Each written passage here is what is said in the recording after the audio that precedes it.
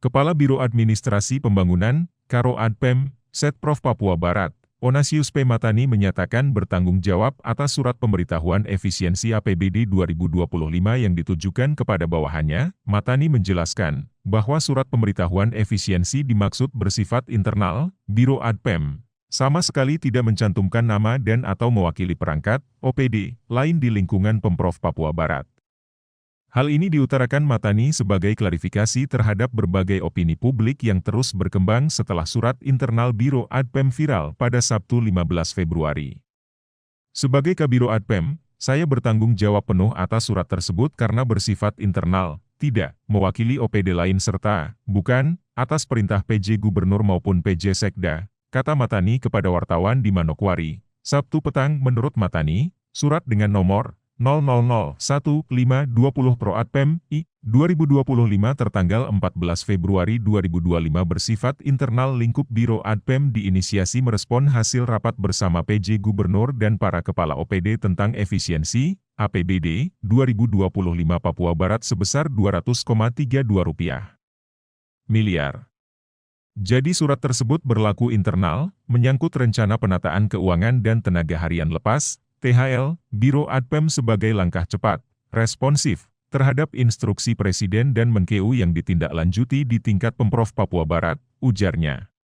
Ia tidak menampik rencana merumahkan THL pada Biro Adpem yang juga disebut sebagai langkah antisipasi efisiensi, APBD 2025, karena di dalamnya juga meliputi anggaran, biaya, gaji, insentif puluhan THL Biro Adpem.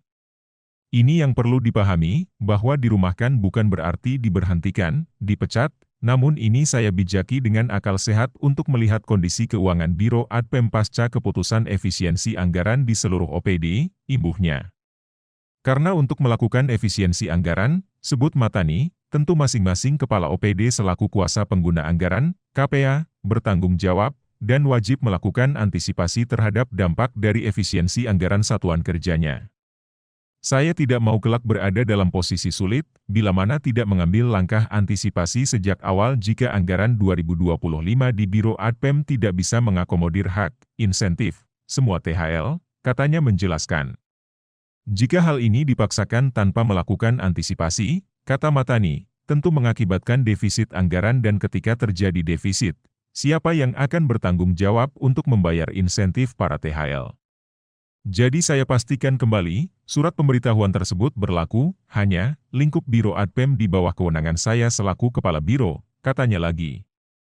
Kesempatan ini Matani juga berharap kepada pihak luar agar tidak membuat kabur hiruk-pikuk ke seluruh perangkat pemerintah Provinsi Papua Barat, karena surat dimaksud murni internal Biro Adpem. Sebenarnya surat tersebut belum final karena masih akan kami bahas bersama dalam rapat internal pada Senin 17 Februari 2025, katanya. Ditambahkan Matani, bahwa THL di lingkup Biro Adpem saat ini berjumlah 26 orang yang sedang direncanakan untuk dihadirkan pada rapat internal Senin 17 Februari guna mendapatkan kepastian informasi. Dan bagian ini perlu dipahami, bahwa maksud dirumahkan bukan diberhentikan, dipecat, tapi lebih pada menunggu di rumah sebagai langkah antisipasi. Karena ketika mereka, THL, masuk kantor, itu ada konsekuensi terhadap biaya dan tenaga yang wajib dibayar.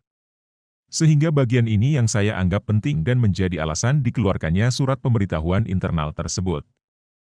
Terima kasih sudah nonton, jangan lupa like, subscribe, dan share ya!